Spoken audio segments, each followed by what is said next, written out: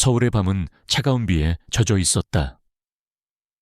거대한 도시의 불빛들은 마치 수채화 물감이 번지듯 빗줄기 속에서 흐릿하게 흩어지고 있었다.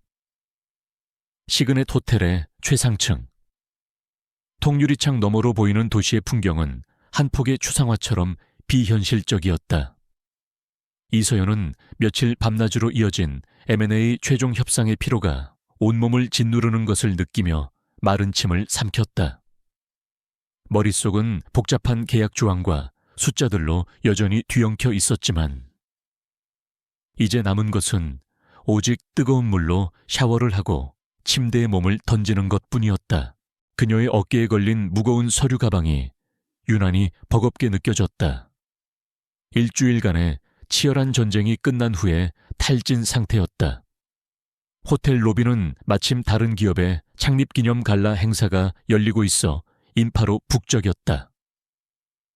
피곤에 지친 서연은 소란스러운 주변 환경에 신경 쓸 겨를도 없이 프런트 데스크로 다가가 체크인을 마쳤다. 과로로 멍한 정신 탓에 직원이 건네준 카드키 홀더에 적힌 방번호를 제대로 확인하지 못한 것은 어쩌면 당연한 수순이었을지도 모른다. VIP 전용 엘리베이터는 부드럽게 상승하며 그녀를 꼭대기층으로 이끌었다. 땡! 하는 맑은 소리와 함께 문이 열리고 서연은 길고 고요한 복도를 향해 발걸음을 옮겼다. 그녀의 머릿속에는 오직 휴식이라는 단어만이 맴돌고 있었다. 복도 끝에 위치한 펜트하우스 스위트룸 앞에 멈춰선 그녀는 아무런 의심 없이 카드키를 잠금 장치에 가져다 댔다. 초록 불빛과 함께 경쾌한 전자음이 울렸고 묵직한 문이 소리 없이 열렸다. 문을 열고 안으로 들어선 순간 서연은 잠시 숨을 멈췄다. 예상했던 것보다 훨씬 더 넓고 호화로운 공간이 펼쳐져 있었기 때문이다. 은은한 간접 조명 아래 도시의 야경이 한눈에 들어오는 거대한 통유리창이 시선을 압도했다. 회사의 법인 회원 자격 덕분에 가끔 룸 업그레이드를 받기는 했지만 이런 식의 파격적인 대우는 처음이었다. 그녀는 그저 운이 좋았다고, 혹은 회사가 이번 프로젝트의 성공을 위해 특별한 배려를 해준 것이라고 단순하게 생각했다. 한편 그 공간의 진짜 주인인 강지우는 거실 소파에 위태롭게 몸을 기댄 채 거친 숨을 몰아쉬고 있었다. 아우라 그룹의 젊은 총수. 냉철한 카리스마로 재계를 호령하는 그였지만 지금은 달랐다. 온몸이 불덩이처럼 뜨거웠고 시야는 초점을 잃은 채 흐릿하게 흔들렸다. 머릿속은 짙은 안개가 낀 것처럼 몽롱했다. 오늘 저녁 중요한 투자 협상 자리에서 마신 와인 한 잔이 문제였다. 그의 자리를 호시탐탐 노리던 최민환 이사의 비열한 수작질이었다. 지우는 약물의 기운을 이겨내려 필사적으로 애썼지만 몸은 그의 의지를 배반하고 있었다. 이성과 본능의 경계가 무너져 내리는 감각. 스스로를 통제할 수 없다는 무력감이 그를 집어삼켰다. 그는 비틀거리며 자리에서 일어났다. 찬물이라도 끼얹어야 이 지독한 열기를 식힐 수 있을 것 같았다. 바로 그 순간 현관문이 열리는 소리가 희미하게 들려왔다. 약에 취한 그의 감각은 소리의 근원지를 제대로 파악하지 못했지만 낯선 침입자의 존재를 본능적으로 감지했다. 서연은 무거운 가방을 바닥에 내려놓고 지친 한숨을 내쉬었다. 그리고 침실로 보이는 방향을 향해 발걸음을 옮겼다. 어둠 속에서 거대한 그림자가 불쑥 솟아오른 것은 바로 그때였다. 누구지 낮고 잠긴 목소리가 어둠을 갈랐다. 서연은 심장이 멎는 듯한 충격에 그 자리에 얼어붙었다. 방을 잘못 찾았다는 끔찍한 사실이 뇌리를 스쳤다. 그녀는 겁에 질려 뒷걸음질 치려 했지만 거대한 남자의 그림자가 순식간에 그녀의 앞을 가로막았다. 그에게서 뿜어져 나오는 뜨거운 열기와 짙은 와인 향이 서연의 감각을 마비시켰다. 남자의 눈은 흐릿했지만 무언가에 집요하게 사로잡힌 듯 번뜩이고 있었다. 지훈의 몽롱한 의식 속에서 눈앞의 여성은 자신을 배신했던 과거의 연인이거나 혹은 최 이사가 보낸 또 다른 함정처럼 보였다. 감히 내 방에 발을 들여 그의 목소리에는 분노와 억제된 욕망이 뒤섞여 있었다. 서연은 필사적으로 변명하려 했지만 남자는 그녀의 말을 들을 상태가 아니었다. 그는 거칠게 그녀의 팔을 붙잡았다. 서연의 가느다란 비명은 그의 커다란 손에 의해 간단히 틀어막혔다. 이성을 잃은 힘에 의해 그녀의 몸은 속수무책으로 침실로 끌려 들어갔다. 창밖에서는 여전히 차가운 비가 도시를 적시고 있었고 거대한 펜트하우스 안에서는 두 남녀의 운명이 돌이킬 수 없는 방향으로 뒤엉키고 있었다. 약물에 지배당한 남자와 끔찍한 실수에 발이 묶인 여자. 그들의 밤은 그렇게 시작되었다. 다음 날 새벽, 잿빛 여명이 창문을 통해 스며들었다. 서연은 온몸을 짓누르는 통증과 함께 눈을 떴다. 낯선 천장, 값비싼 실크시트의 감촉, 그리고 옆에서 들려오는 고른 숨소리. 어젯밤의 끔찍한 기억이 파편처럼 밀려들었다. 그녀는 조심스럽게 고개를 돌려 옆을 보았다. 깊은 잠에 빠진 남자의 얼굴이 보였다. 조각처럼 날카로운 콧날, 굳게 다물린 입술, 어둠 속에서는 보이지 않았던 그의 얼굴은 비현실적으로 잘생겼지만 동시에 서늘한 위압감을 풍기고 있었다. 서연의 머릿속이 하얗게 비었다. 공포와 수치심이 온몸을 꿰뚫었다. 그녀는 숨을 죽인 채 침대에서 빠져나왔다. 바닥에 흩어진 옷가지를 미친 듯이 주워 입었다. 손이 벌벌 떨려 단추를 제대로 채울 수조차 없었다. 모든 소리가 천둥처럼 크게 들리는 것 같았다. 그녀는 자신의 서류 가방이나 소지품을 챙길 생각도 하지 못했다. 오직 이 지옥 같은 공간에서 벗어나야 한다는 생각뿐이었다. 그녀는 구두를 손에 든 채 맨발로 방을 빠져나왔다. 뒤도 돌아보지 않고 현관문을 향해 달려갔다. 문을 열고 복도로 뛰쳐나온 그녀는 미친 듯이 엘리베이터 버튼을 눌렀다. 텅 빈 복도는 그녀의 거친 숨소리만이 울려 퍼졌다. 마침내 도착한 엘리베이터에 몸을 싣고 문이 닫히는 순간 서연은 주저앉아 소리 없는 눈물을 터뜨렸다. 하룻밤의 실수가 그녀의 인생을 송두리째 흔들어 놓을 것이라는 사실을 그때는 아직 알지 못했다. 그 끔찍한 밤이 지나고 몇 주가 흘렀다. 이서연은 자신의 삶을 원래의 궤도로 되돌려 놓기 위해 필사적으로 노력했다. 그녀는 일에 미친 듯이 몰두했다. 야근을 자처하고 주말까지 반납하며 새로운 프로젝트의 데이터와 씨름했다. 마치 그렇게 하지 않으면 기억의 파편들이 뇌의 가장 깊은 곳에서부터 스멀스멀 기어나와 그녀를 집어삼킬 것만 같았다. 그날의 수치심과 공포는 잠재의식 속에 봉인해두고 싶었다. 하지만 몸은 그녀의 의지를 따라주지 않았다. 처음에는 그저 M&A 프로젝트 이후에 찾아온 극심한 후유증이라고 생각했다. 시도 때도 없이 몰려오는 피로감과 가벼운 현기증. 매일 아침 입에 달고 살던 진한 아메리카노의 향이 역하게 느껴지기 시작했고 평소 좋아하던 음식들 앞에서도 좀처럼 입맛이 돌지 않았다. 동료들은 그녀의 창백한 안색을 보며 과로를 걱정했지만 서연은 그저 괜찮다는 말만 되풀이할 뿐이었다. 불길한 예감은 아주 사소한 일상에서부터 시작되었다. 평소 한치의 오차도 없던 그녀의 생리주기가 일주일을 훌쩍 넘기고 있었다. 처음에는 대수롭지 않게 여겼다. 극심한 스트레스는 호르몬 불균형을 일으킬 수 있으니까. 하지만 시간이 흐를수록 아침마다 찾아오는 메스꺼움은 점점 더 심해졌고 후각은 병적으로 예민해졌다. 엘리베이터 안에 낯선 향수 냄새에도 헛구역질이 올라왔다. 서연은 애써 불안감을 억눌렀다. 아닐 거야. 그럴 리가 없어.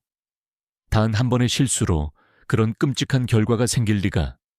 그녀는 스스로를 다독였지만 마음속 깊은 곳에서는 이미 답을 알고 있었다. 공포가 차가운 뱀처럼 등줄기를 타고 기어 올라왔다. 그녀는 결국 늦은 밤 모자와 마스크로 얼굴을 가린 채 동네의 작은 약국으로 향했다. 마치 중죄를 지은 범죄자처럼 그녀는 임신 테스트기 2개를 집어들고 서둘러 계산을 마쳤다. 집으로 돌아와 차가운 욕실 바닥에 섰을 때 서연의 손은 미세하게 떨리고 있었다. 설명서를 몇 번이고 반복해서 읽었다. 째깍거리는 시계 소리가 유난히 크게 들렸다. 영혼처럼 느껴지는 몇 분이 흐른 후 그녀는 천천히 눈을 들어 테스트기를 확인했다. 선명하게 나타난 2개의 붉은 줄. 세상이 무너져 내리는 듯한 충격이 그녀를 덮쳤다. 비명조차 나오지 않았다. 그녀는 힘없이 욕실 벽에 기댄 채 주저앉았다. 손에 들린 작은 플라스틱 막대가 그녀의 인생에 내려진 사형 선고처럼 느껴졌다. 같은 시각 아우라 그룹의 본사 최상층에 위치한 회장실에서 강지훈은 얼음장처럼 차가운 표정으로 서류를 검토하고 있었다. 그의 앞에는 충성스러운 김 비서가 굳은 얼굴로 서 있었다. 아직도 최 이사의 꼬리를 잡지 못했나. 지훈의 목소리에는 날카로운 분노가 서려 있었다. 그날 밤 호텔에서 있었던 일은 그의 자존심에 깊은 상처를 남겼다. 완벽한 통제를 삶의 신조로 삼아온 그가 누군가의 비열한 계략에 빠져 기억을 잃었다는 사실을 용납할 수 없었다. 그는 최민환 이사가 범인이라는 것을 확신했지만 교활한 늙은 여우는 어떤 증거도 남기지 않았다. 호텔의 CCTV는 교묘하게 편집되어 있었고 그날 밤 그를 상대했던 투자사 대표는 입을 굳게 다물었다. 지훈은 그날 밤의 기억을 되살리려 애썼지만 떠오르는 것은 지독한 열기와 통제 불능의 감각, 그리고 빗물 냄새를 머금은 채 공포에 질려있던 낯선 여자의 희미한 실루엣뿐이었다. 그 잔상은 안개처럼 희미해서 꿈인지 현실인지조차 분간할 수 없었다. 이유를 알 수 없는 불안감이 계속해서 그를 괴롭혔다. 마치 삶의 중요한 퍼즐 조각 하나를 잃어버린 듯한 찜찜함이었다. 그 일 이후 그는 더욱 냉정하고 가혹해졌다. 임원회의에서는 사소한 실수 하나도 용납하지 않았고 그의 얼음 같은 시선 아래 모두가 숨을 죽였다. 아무도 그의 내면에서 무슨 일이 일어나고 있는지 알지 못했다. 오직 스스로를 채찍질하며 일에 몰두하는 것만이 이 불쾌한 감각을 잊게 해주는 유일한 방법이었다. 서연은 욕실 바닥에 얼마나 오래 앉아 있었는지 몰랐다. 처음의 충격과 절망이 지나가자 차가운 분노가 밀려왔다. 이름도, 얼굴도 제대로 기억나지 않는 그 남자에 대한 원망, 그리고 한순간의 실수로 모든 것을 망쳐버린 자기 자신에 대한 혐오감. 그녀는 수많은 선택지를 떠올렸다. 아이를 지우는 것, 낳아서 입양을 보내는 것, 혹은 혼자서 키우는 것. 모든 선택지가 가시밭길처럼 느껴졌다. 아이의 아버지를 찾는다는 생각은 감히 할 수도 없었다. 시그넷 호텔의 펜트하우스에 묵을 정도의 남자라면 분명 상상할 수 없는 부와 권력을 가졌을 터였다. 그런 남자에게 임신 사실을 알린다면 어떻게 될까? 그는 분명 그녀를 돈을 노린 파렴치한 여자로 취급할 것이다. 변호사를 동원해 그녀를 협박하거나 혹은 돈 몇 푼으로 입을 막으려 할지도 모른다. 최악의 경우. 아이를 빼앗아 가버릴 수도 있었다. 그녀의 인생과 어렵게 쌓아온 커리어는 산산조각이 날 것이다. 그 남자가 속한 화려하고 위험한 세계에 발을 들이는 순간 그녀는 모든 것을 잃게 될 것이다. 서연은 입술을 깨물었다. 안 돼. 절대로 그렇게는 할 수 없어. 이것은 나 혼자만의 비밀이다. 그녀는 이 작은 생명을 그 누구에게도 빼앗기지 않을 것이다. 그 남자로부터. 그리고 그가 속한 무자비한 세계로부터 자신의 아이를 지켜내야만 한다. 두려움 속에서 피어난 결심은 역설적으로 그녀에게 작은 용기를 주었다. 그녀는 천천히 자리에서 일어나 거울 앞에 섰다. 거울 속에는 눈물로 얼룩진 창백한 얼굴의 여자가 서 있었다. 하지만 그 흔들리던 눈동자 깊은 곳에는 이전에는 볼 수 없었던 강인한 빛이 자리 잡고 있었다. 그녀는 조심스럽게 자신의 아직은 평평한 아랫배에 손을 얹었다. 아가야. 그녀는 나지막이 속삭였다. 엄마가 무슨 일이 있어도 너는 꼭 지켜줄게. 그 맹세는 앞으로 닥쳐올 거대한 폭풍우를 향한 그녀의 선전포고였다. 결심은 쉬웠지만 현실은 가혹했다. 이서연의 몸은 더 이상 그녀의 통제에 있지 않았다. 입덧은 시간이 갈수록 심해졌다. 아침 회의 시간에는 속을 개워내기 위해 몇 번이고 화장실로 달려가야 했고 구내식당의 음식 냄새는 그녀에게 고문과도 같았다.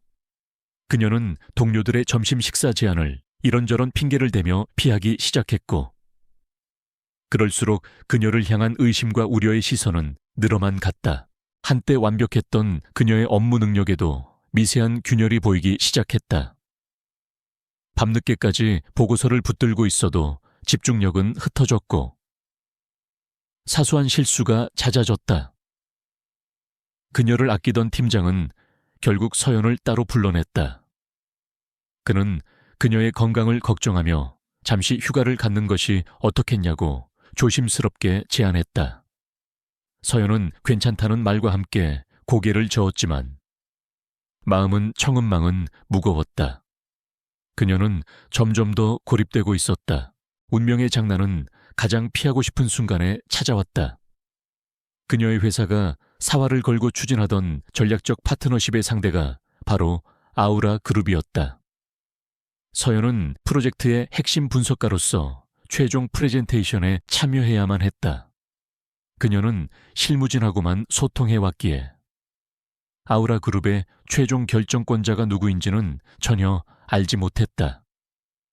그저 막연하게 냉철하고 까다로운 인물일 것이라고만 짐작할 뿐이었다. 아우라 그룹의 회의실은 그 명성만큼이나 위압적이었다. 차가운 대리석과 금속으로 이루어진 공간은 한치의 온기도 허용하지 않을 듯했다. 서연은 노트북을 펼치고 발표 자료를 마지막으로 점검하며 울렁이는 속을 애써 진정시켰다. 오직 이 발표만 무사히 끝내면 된다는 생각으로 스스로를 다잡았다. 바로 그때 회의실에 육중한 문이 열리고 한 무리의 사람들이 들어섰다. 순간 회의실의 공기가 얼어붙었다. 모든 소음이 멎고 사람들의 시선이 한 곳으로 쏠렸다. 그 중심에는 압도적인 존재감을 뿜어내는 한 남자가 있었다. 짙은 남색 정장을 입은 그는 날카로운 턱선과 서늘한 눈매를 가진 비현실적으로 잘생긴 남자였다. 서연은 무심코 고개를 들었다가 그 자리에서 숨을 멈췄다. 온몸의 피가 차갑게 식는 것 같았다. 그였다. 그날 밤 악몽 속에 등장했던 바로 그 남자였다. 흐릿한 기억 속의 얼굴이 섬뜩할 정도로 선명한 현실이 되어 눈앞에 나타났다. 서연은 심장이 갈비뼈를 부수고 튀어나올 것처럼 미친 듯이 뛰는 것을 느꼈다. 그녀는 황급히 시선을 아래로 떨구었다. 제발 나를 알아보지 못하게 해달라고 간절히 기도했다. 그녀의 이런 속마음을 알 리 없는 강지훈은 무심하고 비판적인 시선으로 회의실 안을 한번 쓱 훑어볼 뿐이었다. 그의 눈에 이서연은 그저 컨설팅 회사의 수많은 직원 중 한 명일 뿐이었다. 프레젠테이션이 시작되었다. 서연은 떨리는 목소리를 가다듬고 첫 문장을 뱉었다. 놀랍게도. 일단 입을 열자 내면의 혼란이 거짓말처럼 가라앉았다. 그녀는 아우라그룹의 현재 시장 위치와 미래 성장 동력에 대해 날카롭고 논리적으로 분석해 나갔다. 지우는 처음에는 무표정하게 듣고 있었지만 발표가 진행될수록 그의 눈빛이 미세하게 변했다. 그는 그녀의 얼굴이 아니라 그녀가 제시하는 데이터와 통찰력에 흥미를 느끼기 시작했다. 다른 아첨꾼들과는 차원이 다른 핵심을 꿰뚫는 분석이었다. 발표가 성공적으로 끝나고 질의응답까지 무사히 마쳤다. 긴장이 풀리는 순간 억지로 버티고 있던 몸이 한계에 부딪혔다. 사람들이 자리에서 일어서는 순간 서연의 눈앞이 아찔해지며 세상이 빙글 돌았다. 하는 짧은 신음과 함께 그녀의 몸이 옆으로 쓰러졌다. 회의실은 순식간에 아수라장이 되었다. 동료들이 비명을 지르며 그녀에게 달려갔다. 지우는 예상치 못한 소란에 짜증스럽게 미간을 찌푸렸다. 하지만 사람들이 쓰러진 그녀를 부축하는 과정에서 그녀의 자켓 소매가 흘러내리며 가느다란 손목이 드러났다. 그리고 그 손목에 채워진 소박한 디자인의 팔찌가 지훈의 시야에 들어왔다. 그 순간 그의 뇌리에 번개처럼 한 장면이 스쳐 지나갔다. 펜트하우스의 희미한 조명 아래서 보았던 공포에 질린 채 떨고 있던 여자의 손목, 그리고 그 손목을 감싸고 있던 바로 저 팔찌. 짧지만 강렬한 기억의 섬광이었다. 그의 차가운 무관심이 산산조각나고 그 자리에 날카로운 의심이 싹 텄다. 서연은 회사의 의무실을 거쳐 곧장 집으로 돌려보내졌다. 굴욕감과 공포심에 온몸이 떨렸다. 결국 그에게 얼굴을 보이고 말았다. 악몽이 현실이 되는 순간이었다. 한편 지우는 깊은 생각에 잠겨 있었다. 팔찌, 그리고 어디선가 본 듯한 저 여자의 얼굴, 너무나 기이한 우연의 일치였다. 그는 즉시 김 비서를 호출했다. 이서연이라는 저 여직원에 대해 조사해. 그의 목소리는 얼음처럼 차가웠다.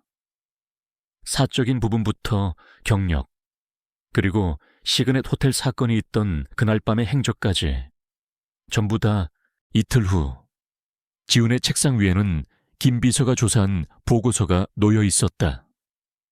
보고서의 내용은 그의 의심이 사실이었음을 증명하고 있었다.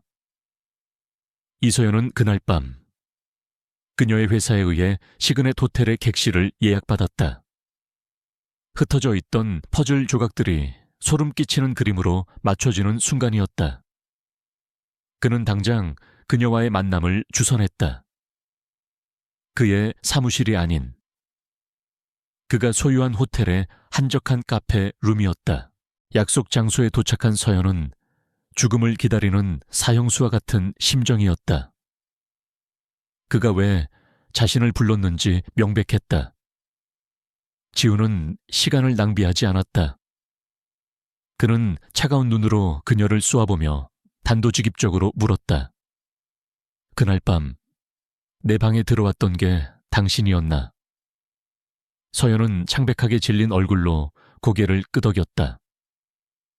그녀는 방이 바뀌는 실수가 있었다고 필사적으로 설명하려 했지만 그는 들으려 하지 않았다. 지우는 코웃음을 쳤다. 그의 머릿속에서는 이 모든 것이 의도된 계략이라는 결론이 내려졌다. 원하는 게 뭐지 돈인가? 그의 경멸적인 말투에 서연은 온몸이 떨려왔다. 두려움과 분노가 뒤섞인 감정이 치밀어 올랐다. 그녀는 깊게 숨을 들이마셨다. 더 이상 도망칠 곳은 없었다. 그녀는 그의 눈을 똑바로 쳐다보며 준비해두었던 마지막 말을 꺼냈다. 당신에게 바라는 건 아무것도 없어요. 저는 임신했어요. 순간 지훈의 표정이 굳어졌다. 그가 단 한 번도 고려해보지 않았던 최악의 시나리오였다. 내 아이, 어디서 굴러 들어왔는지도 모를 이 여자와 그의 충격은 곧뒤 차가운 의심으로 변했다. 이것은 완벽하게 설계된 함정이다. 그는 어떤 온기도 없는 눈으로 그녀를 노려보며 말했다. 못 믿겠군. 이윽고 그는 얼음처럼 차가운 목소리로 최후 통첩을 날렸다. 증명해. 당장 유전자 검사부터 하지. 유전자 검사가 이루어진 개인 병원의 공기는 소독약 냄새처럼 차갑고 비인간적이었다. 강지훈과 이서연은 아무 말 없이 복도양 끝에 앉아 있었다. 그들 사이에는 지훈 측의 변호사가 무표정한 얼굴로 서류를 들고 서 있을 뿐이었다. 서연은 마치 분석을 기다리는 실험체라도 된 듯한 굴욕감을 느꼈다. 하지만 그녀는 아이를 위해 이 모든 과정을 묵묵히 견뎌냈다. 지훈은 이 모든 상황을 하나의 비즈니스 거래처럼 관망했다. 그의 머릿속은 여전히 이 모든 것이 잘 짜인 사기극일 것이라는 의심으로 가득 차 있었다. 유전자 검사는 그저 그녀의 거짓말을 증명하고 이 불쾌한 관계를 끝내기 위한 마지막 절차에 불과했다. 그는 결과가 나오는 즉시 변호사를 통해 두둑한 합의금을 쥐어주고 그녀를 자신의 인생에서 완전히 삭제해버릴 생각이었다. 일주일 후 지훈의 사무실에 김 비서가 굳은 얼굴로 들어와 봉인된 서류 봉투를 내밀었다. 지훈은 무심하게 봉투를 뜯었다. 그의 시선이 친자관계 성립 확률 99.99%라는 문구에 멎었다. 순간 그의 완벽하게 통제되던 세계에 거대한 균열이 생겼다. 기쁨도 분노도 아니었다. 그저 생물학적 사실이 주는 차가운 충격과 당혹감, 그리고 원치 않는 책임감이 그의 어깨를 무겁게 짓눌렀다. 돈으로 해결할 수 있는 문제가 아니었다. 이 소식은 곧장 아우라그룹의 심장부 강태준 회장의 귀에 들어갔다. 지훈이 마지못해 보고한 결과였다. 아들의 보고를 받은 강 회장의 반응은 지극히 실용적이었다. 그는 아이 엄마의 신분이나 임신 과정 따위에는 조금도 관심이 없었다. 그의 눈에는 오직 후계자라는 세 글자만이 보였다. 그는 수년간 정략 결혼을 통해 그룹의 세력을 확장하라고 지훈을 압박해왔지만 지훈은 번번이 저항했다. 그런데 하늘이 도운 것처럼 후계자가 먼저 나타난 것이다. 강 회장의 집무실은 그의 성격처럼 고압적이고 권위적인 분위기를 풍겼다. 그는 묵직한 목소리로 지훈에게 명령했다.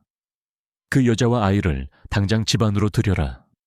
스캔들이 터지기 전에 결혼부터 서둘러. 어떻게 얻은 핏줄인데. 절대 놓칠 수 없다. 그의 말에 서연은 그저 후계자를 잉태한 도구. 그 이상도 이하도 아니었다.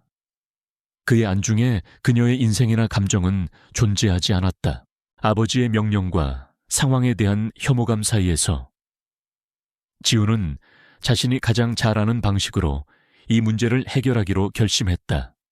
바로 계약이었다. 그는 자신의 법무팀을 동원해 세상에서 가장 냉정하고 비정한 혼전계약서와 결혼계약서를 작성하게 했다. 계약서의 조항들은 하나하나가 비수처럼 날카로웠다. 두 사람은 서류상의 부부일 뿐. 어떠한 감정적 교류도 기대하거나 허용하지 않는다.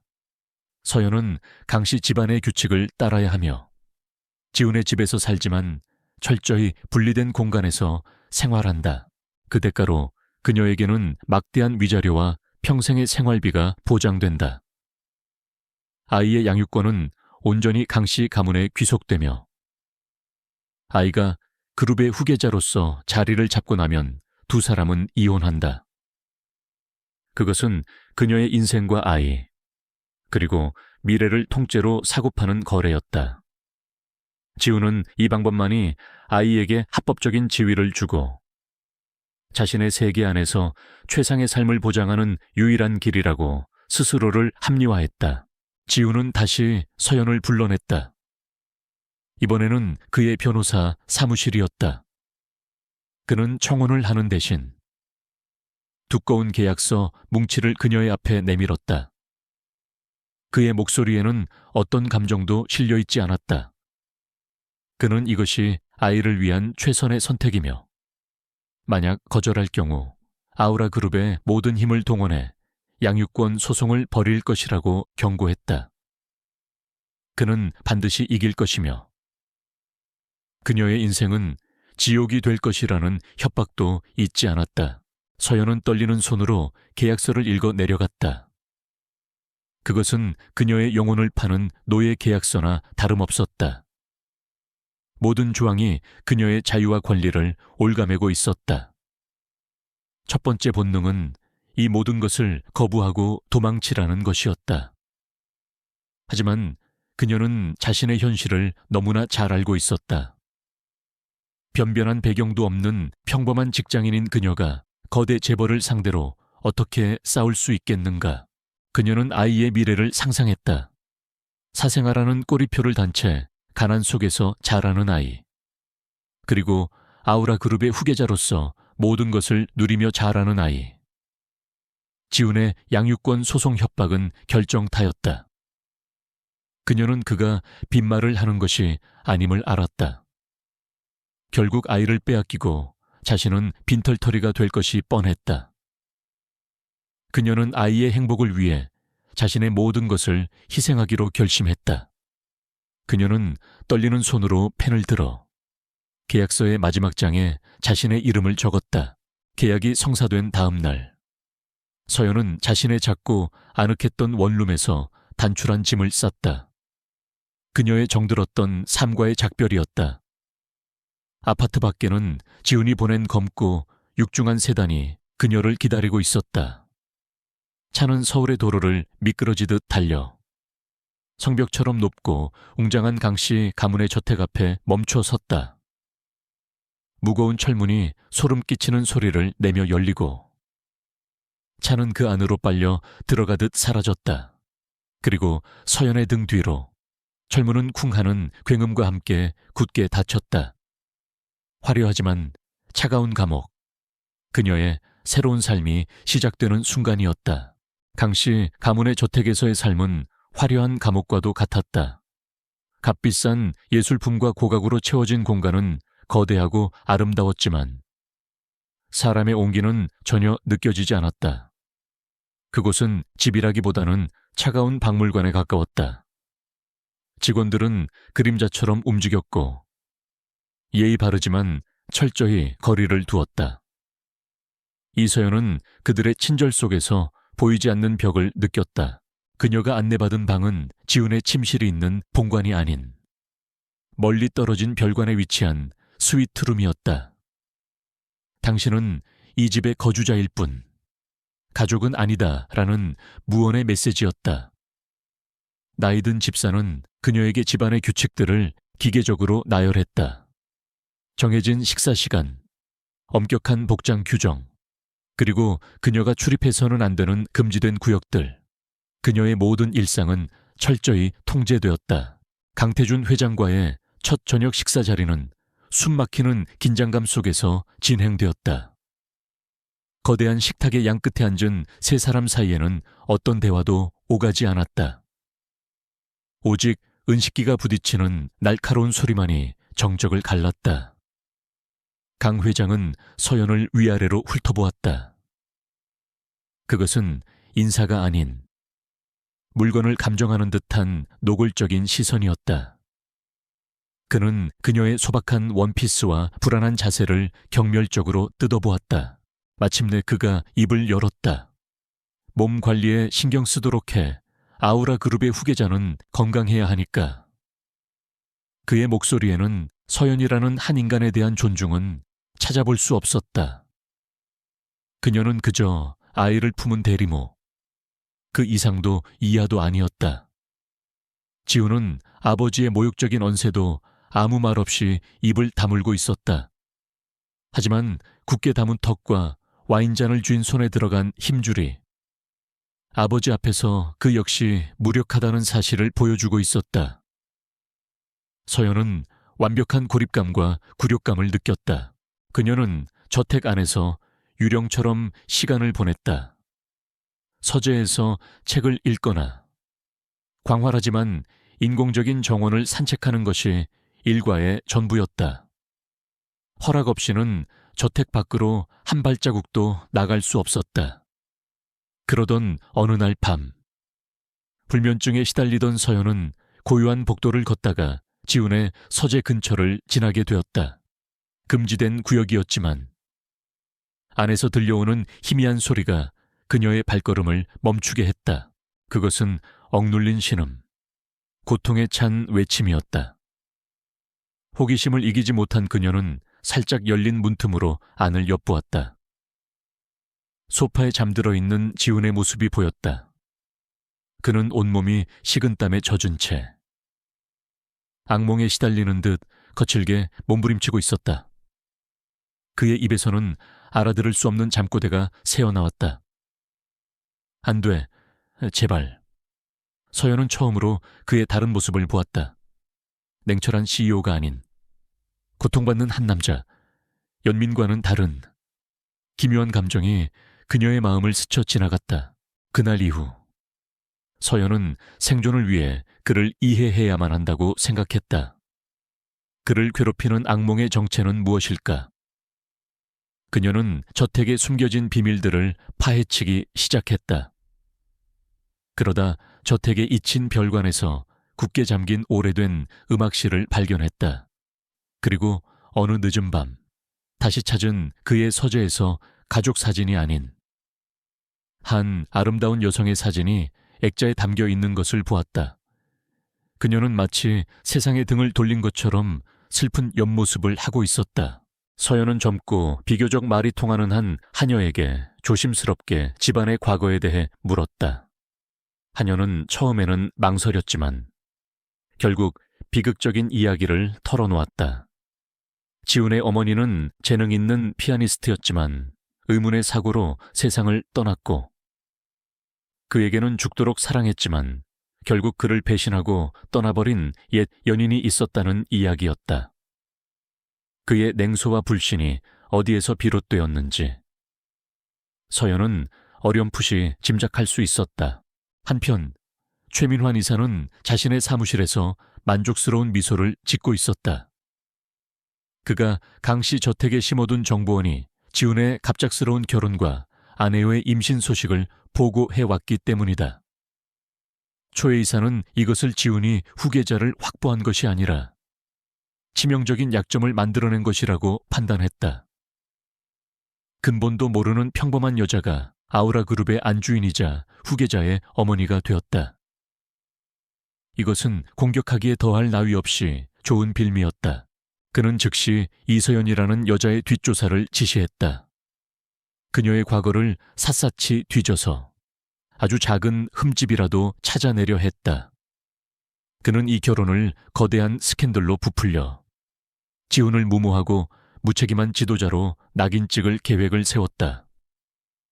주주들과 이사회를 등 돌리게 하여 마침내 그의 손으로 지훈을 끌어내릴 생각이었다. 보이지 않는 곳에서 거대한 음모의 그림자가 서연과 지훈을 향해 서서히 다가오고 있었다.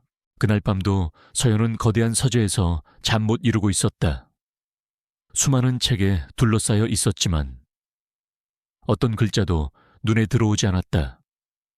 바로 그때 그녀는 자신의 뱃속에서 느껴지는 미세한 움직임에 깜짝 놀랐다.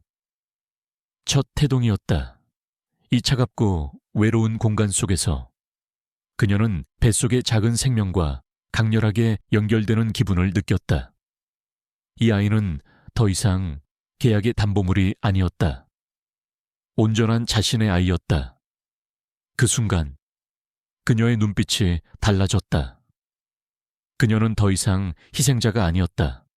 자신과 아이를 위해 이제는 싸워야만 했다. 최민환 이사의 공격은 예고 없이 시작되었다. 그가 비밀리에 자금을 댄 해외 투자 펀드가 아우라 그룹의 핵심 계열사 중 하나에 대한 적대적 M&A를 선언한 것이다.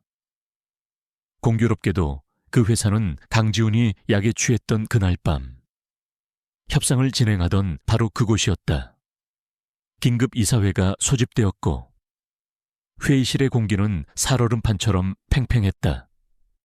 최 이사는 우려를 가장한 목소리로 지훈의 리더십 부재를 교묘하게 비판했다. 그의 갑작스러운 결혼과 같은 사적인 문제들이 경영의 불안정성을 초래했다며 다른 이사들의 불안을 자극했다. 지훈은 분노했지만 섣불리 움직일 수 없었다. 이 모든 것이 최 이사의 계략이라는 것을 알았지만 물증이 없었다. 아우라 그룹의 최고 전략팀이 총동원되어 방어 전략을 모색했지만 상대의 공격은 너무나 치밀하고 공격적이었다. 그들은 속수무책으로 수세에 몰리고 있었다. 지훈은 매일 밤늦게 파김치가 되어 저택으로 돌아왔다. 그의 얼굴에는 깊은 패배감과 고뇌의 그림자가 드리워져 있었다. 저택에 갇혀 지내던 이서연이었지만 그녀는 바깥 세상의 폭풍을 감지하고 있었다. 밤늦게까지 이어지는 지훈의 심각한 통화 내용, 경제뉴스 채널을 도배한 아우라 그룹의 위기설. 그녀는 자신도 모르게 상황을 예의주시하고 있었다. 비록 지금은 계약에 묶인 아내일 뿐이지만 그녀의 본질은 날카로운 전략 분석가였다. 이 흥미로운 기업 전쟁은 그녀의 직업적 본능을 강하게 자극했다. 서연은 밤마다 자신의 방에서 비밀스러운 작업을 시작했다. 저택의 초고속 인터넷망을 이용해 공개된 재무 기록과 시장 데이터, 관련 뉴스들을 긁어모았다. 그녀는 이 적대적 M&A의 구조를 파악하기 위해 자신만의 분석 파일을 만들어 나갔다. 지훈의 세계로부터 철저히 배제되어 있었지만 그녀는 자신만의 방식으로 전쟁에 참여하고 있었다. 그녀의 눈에는 지훈의 전략팀이 보지 못하는 것들이 보이기 시작했다. 지훈과 그의 팀은 자사주 매입이나 우호 지분을 확보해줄 백기사를 찾는 등 재무적인 방어 전략에만 몰두하고 있었다. 하지만 그것은 이미 벌어진 상황에 대한 수동적인 대응일 뿐이었다. 서연은 공격의 주체인 해외 펀드 자체를 분석했다. 복잡하게 얽힌 유령 회사들의 자금 흐름을 역추적하던 그녀는 아주 사소하지만 결정적인 비정상적인 패턴 하나를 발견했다. 그녀는 더 깊이 파고들었다. 그리고 마침내 그들의 아킬레스건을 찾아냈다. 공격 펀드는 특정 해외 금융기관과의 계약을 통해 막대한 자금을 조달했는데 그 계약서에는 특정 국가의 규제 승인과 관련된 숨겨진 독소 조항이 있었다. 그것은 재무가 아닌 법률적인 허점이었다. 교활한 최 이사도 그의 자문을 맡은 유능한 전문가들도 이 세부적인 부분을 간과한 것이었다. 이 허점만 제대로 공격하면 공격 자금의 돈줄을 완전히 끊어버릴 수 있었다. 이제 서연은 전쟁의 판도를 뒤집을 수 있는 비장의 무기를 손에 쥐게 되었다. 하지만 그녀는 망설였다. 자신을 경멸하고 감금한 남자와 그의 가족을 위해 이 카드를 써야 할까 하지만 곧 그녀는 뱃속의 아이를 생각했다. 만약 아우라 그룹이 무너지거나 지훈이 자리에서 쫓겨난다면 아이의 미래는 불안정해질 것이다. 아이의 안전을 보장하는 이 계약도 휴지 조각이 될 터였다. 좋든 싫든 그녀의 운명은 그의 성공에 묶여 있었다. 그날 밤 서연은 서재에서 지훈을 기다렸다. 자정이 넘어 들어온 그는 지칠 대로 지친 모습이었다. 서재에서 자신을 기다리는 서연을 발견한 그의 눈에는 놀라움과 짜증이 동시에 서렸다. 무슨 일이지? 그의 차가운 목소리가 물었다.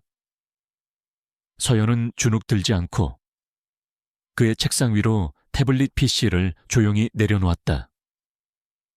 화면에는 그녀가 밤새 정리한 분석 자료와 복잡한 자금 흐름도, 그리고 문제 법률 조항이 선명하게 표시되어 있었다.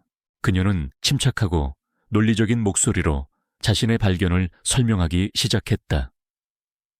그녀는 단순히 문제점을 지적하는데 그치지 않았다.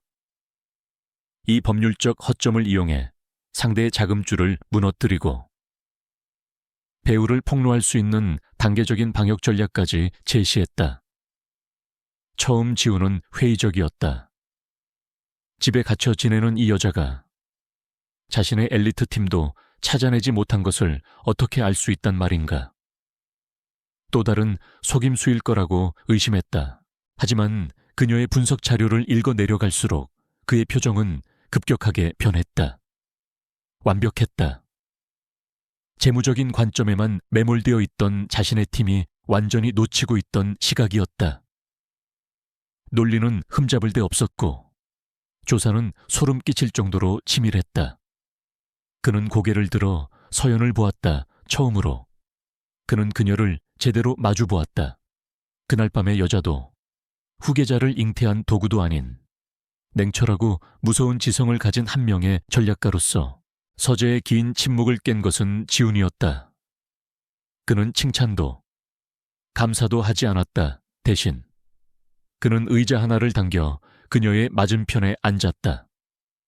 자네 계획의 첫 단계를 더 자세히 설명해봐. 그것은 그녀의 도움을 받아들이겠다는, 그녀의 능력을 인정하겠다는 그만의 방식이었다. 서연은 그의 의도를 알아차렸다. 그날 밤 차가운 CEO와 그의 계약 아내는 거대한 책상을 사이에 두고 마주 앉았다. 그들은 더 이상 적대자가 아닌 기업 전쟁이라는 용광로 속에서 단련된 기묘한 동맹이었다.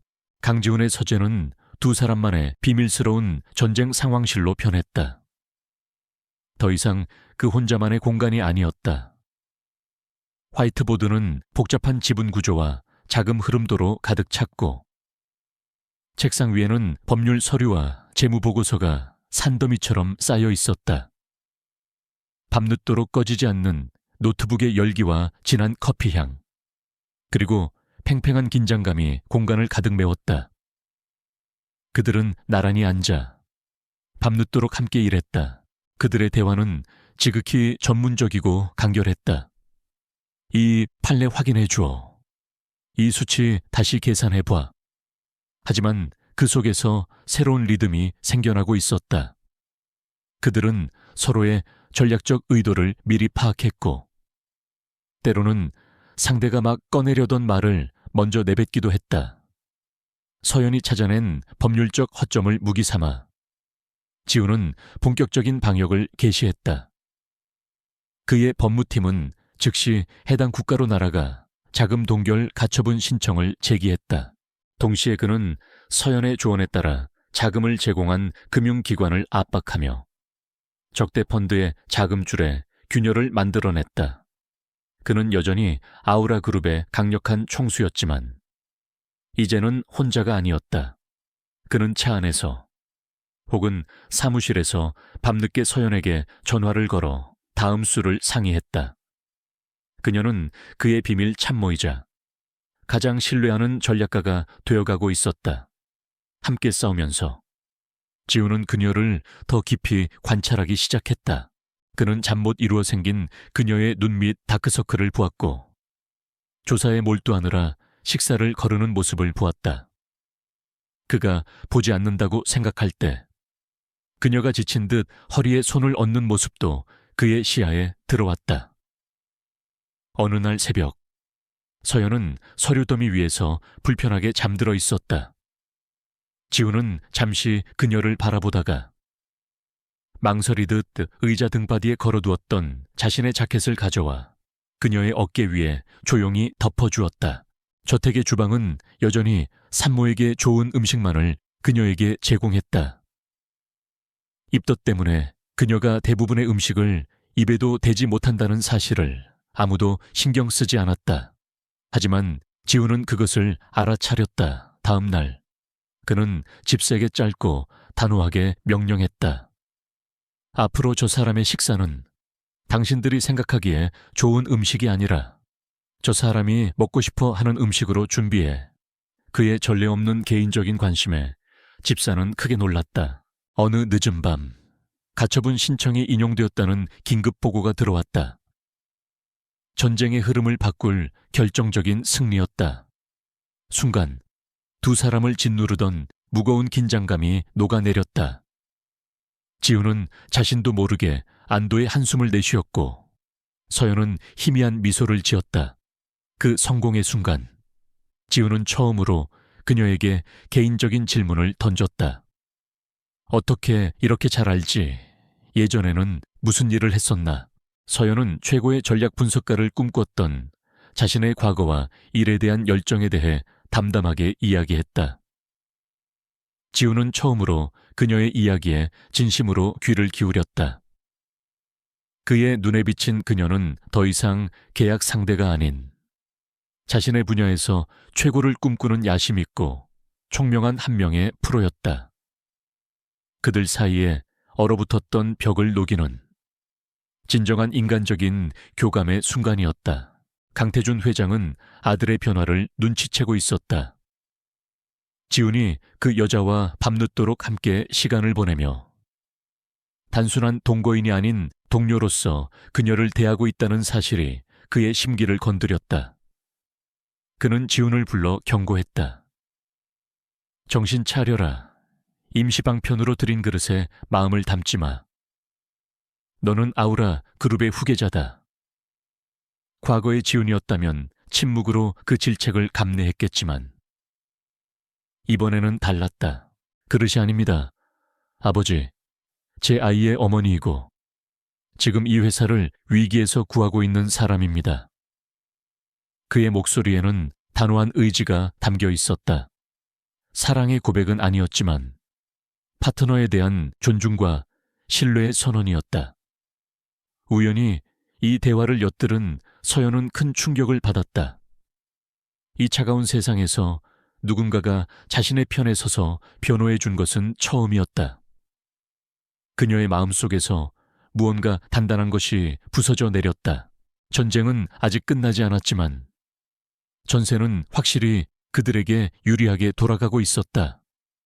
그날 밤도 두 사람은 서재에서 늦게까지 일하고 있었다. 이전의 적대감은 사라지고 그 자리에는 끈끈한 동료애가 자리 잡고 있었다. 그때 서연은 이전보다 더 강한 태동을 느끼고 무의식적으로 자신의 배에 손을 얹었다. 그녀의 표정 변화를 알아차린 지훈이 물었다.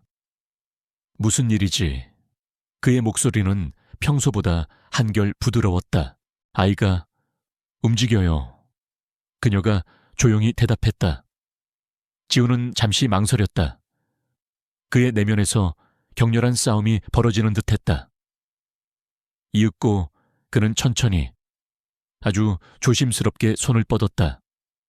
그녀가 아닌 그녀의 배를 향해서. 그의 손은 그들 사이의 공간에서 잠시 멈추었다.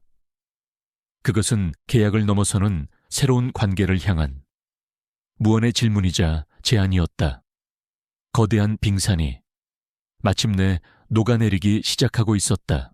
강지훈의 손이 이서연의 배 위에 놓인 그녀의 손 위로 조심스럽게 겹쳐졌다. 그는 처음으로 뱃속 아이의 희미한 움직임을 느꼈다. 그 순간 그의 얼음 같던 표면에 미세한 균열이 일었다. 경이로움, 생경함, 그리고 알 수 없는 두려움이 뒤섞인 복잡한 감정이었다.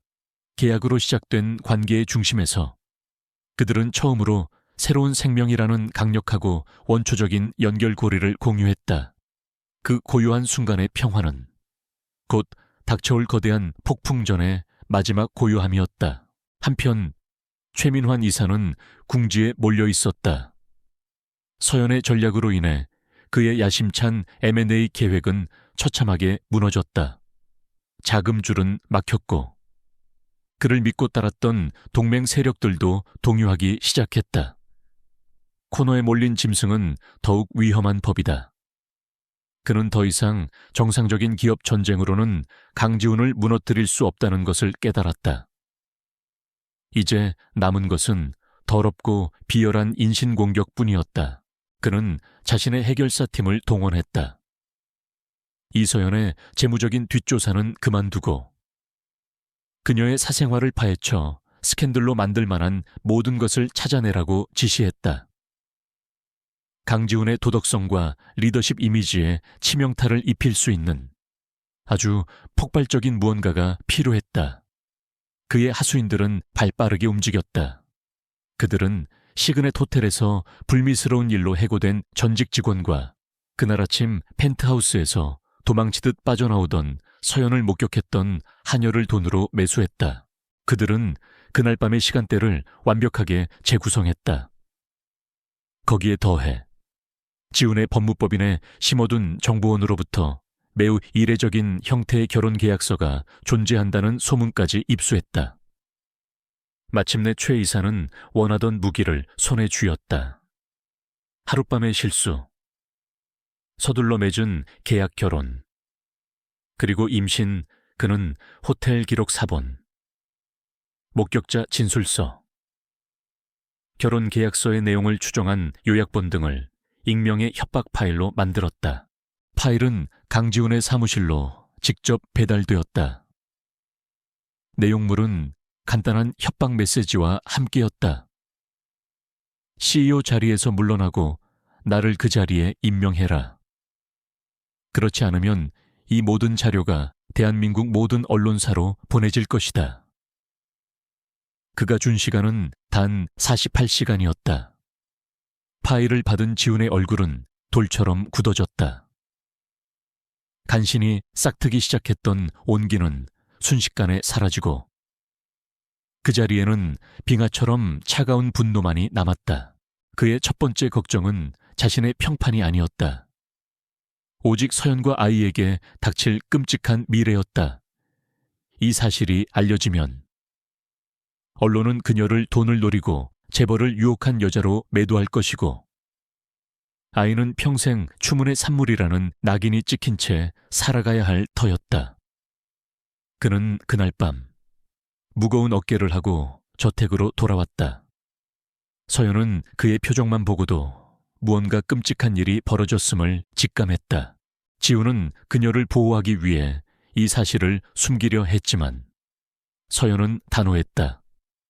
이제 우리는 파트너이며 우리가 마주한 위협이 무엇인지 알 권리가 있다고 말했다. 지훈은 마지못해 그녀에게 파일을 건넸다. 파일의 내용을 확인한 서연의 얼굴이 하얗게 질렸다. 최 이사의 비열함이 상상을 초월했기 때문이다. 그녀는 두려웠지만 동시에 분노가 치밀어 올랐다. 최 이사는 협박만으로는 강지훈 같은 완고한 인간을 굴복시키지 못할 것이라고 생각했다. 그는 더 확실한 보험을 들어두기로 했다. 그는 전문가를 고용해 서연에게 사고를 위장한 공격을 가하도록 지시했다. 그녀를 죽일 필요까지는 없었다. 그저 유산을 할 정도의 충격을 주는 것으로 충분했다.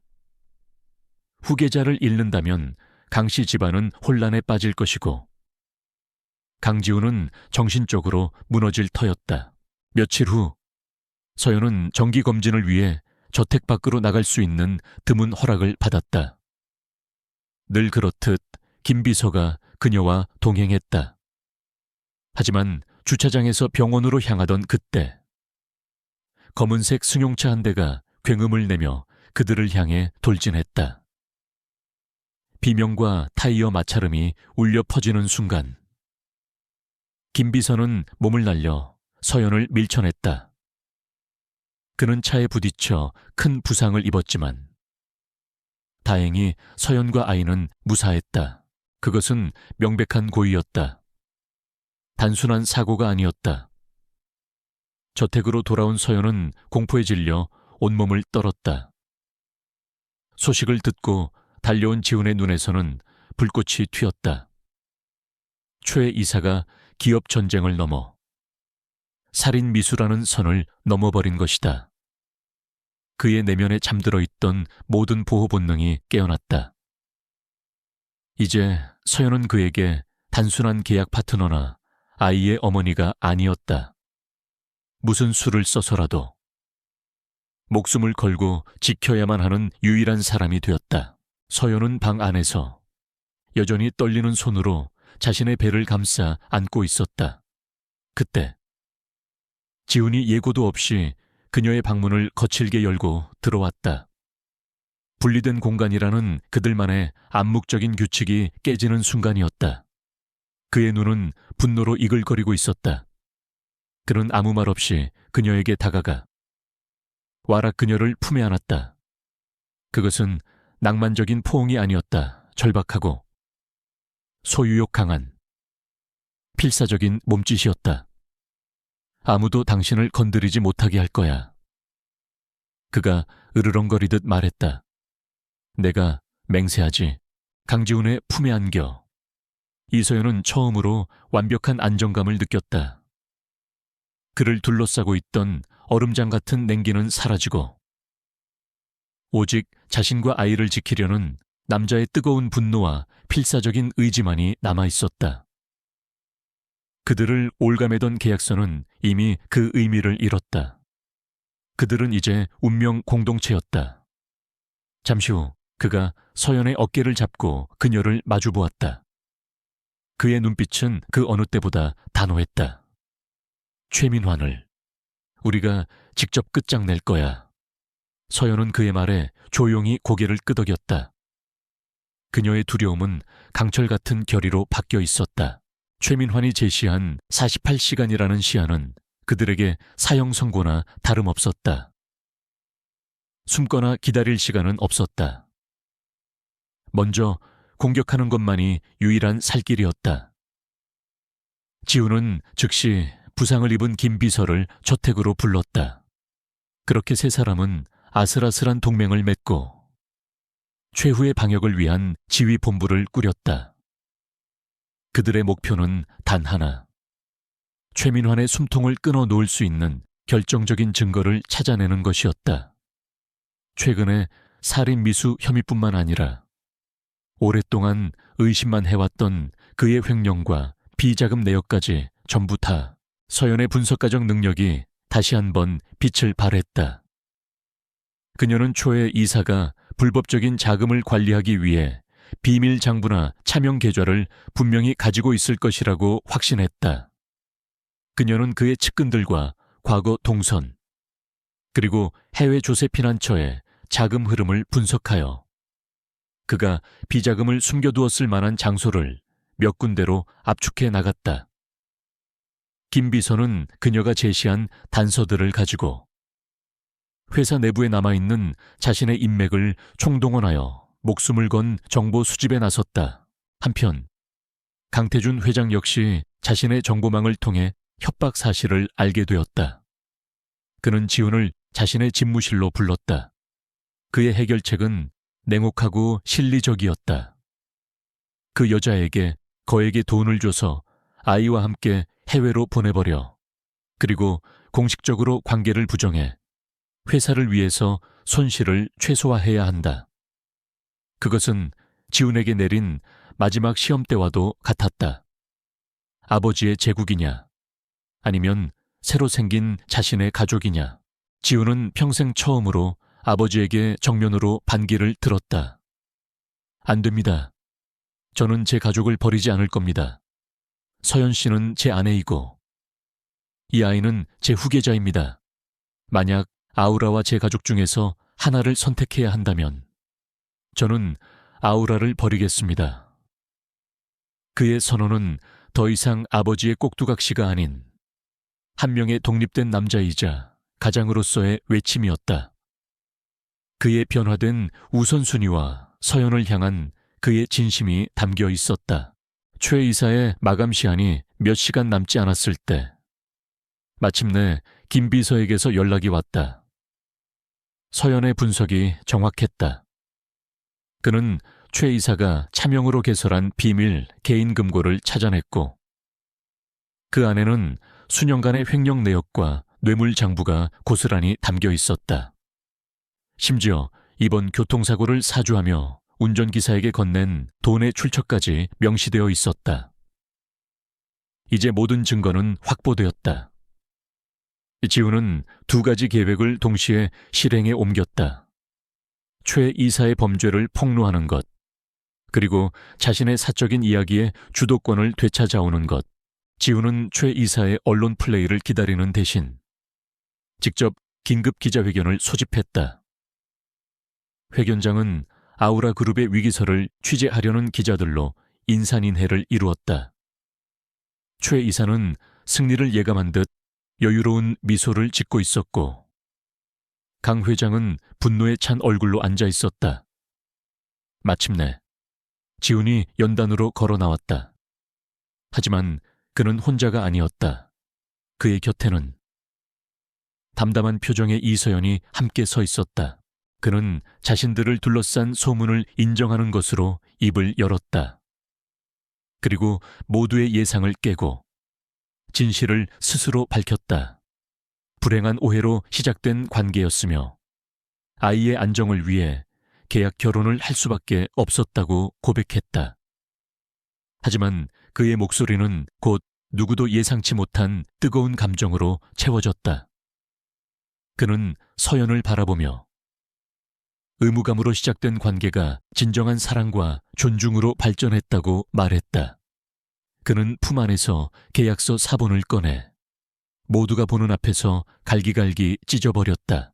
이 종이 조각은 이제 아무 의미 없습니다. 그가 선언했다. 이 사람은 제 아내이자 제 파트너이며 저는 이 사람을 사랑합니다.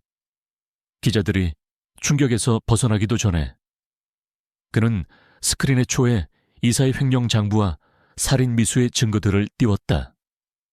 회견장은 순식간에 아수라장이 되었다. 바로 그 순간 지훈의 팀으로부터 미리 연락을 받고 대기하고 있던 검찰 수사관들이 회견장으로 들이닥쳐 망견자실한 표정의 최민환 이사를 현장에서 체포했다. 모든 것이 폭풍처럼 지나갔다. 수많은 카메라 플래시와 기자들의 질문 공세 속에서 지훈은 오직 서연만을 바라보았다.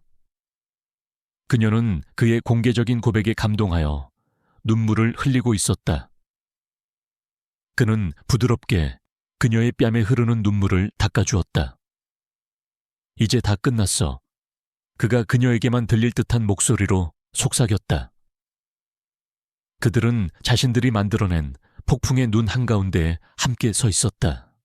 모든 적들을 물리치고 처음으로 자신들의 미래를 스스로 쓸 수 있게 된 순간이었다. 기자회견장의 광란이 거짓말처럼 멀어졌다. 도시의 불빛이 차창 밖으로 흐릿하게 번져나가는 동안 차 안에는 고요한 침묵이 흘렀다. 길고 긴 전쟁이 끝난 후에 안도감과 깊은 피로감이 두 사람을 감쌌다. 강지훈은 말없이 이서연의 손을 잡았다. 그의 단단하고 따뜻한 손이 그녀의 떨리는 손을 감쌌다. 더 이상 그들을 올가매는 계약서는 존재하지 않았다. 오직 진실한 온기만이 그들 사이에 남았다. 집으로 가자 그의 나지막한 목소리에 두 사람은 처음으로 집이라는 단어의 진짜 의미를 느꼈다. 폭풍이 지나간 후 모든 것이 제자리를 찾아갔다. 최민환 이사의 범죄는 낱낱이 밝혀져 그는 법의 엄중한 심판을 받고 기나긴 수감 생활을 하게 되었다. 그의 비호 아래 회사에 기생하던 부패한 세력들 역시 모두 정리되었다. 강지훈의 주도 아래 아우라 그룹은 뼈를 깎는 개혁을 통해 더욱 투명하고 건강한 기업으로 거듭났다. 그의 리더십은 그 어느 때보다 굳건해졌다. 강태준 회장은 세간의 조롱과 아들의 완벽한 독립선언 앞에 무릎을 꿇었다. 그는 조용히 경영 일선에서 물러나겠다는 뜻을 밝히고 공식적으로 아들에게 그룹의 모든 권한을 넘겨주었다. 아버지와 아들 사이에 길고 길었던 갈등이 마침내 끝나는 순간이었다. 충성스러운 김비서는 병상에서 회복한 후 그룹의 핵심 요직으로 승진하며 그의 헌신을 보상받았다. 지우는 자신을 믿어준 사람들을 결코 잊지 않았다. 시간이 흘러 차가운 겨울이 가고 따뜻한 봄이 찾아왔다. 강씨 가문의 저택에도 변화의 바람이 불었다.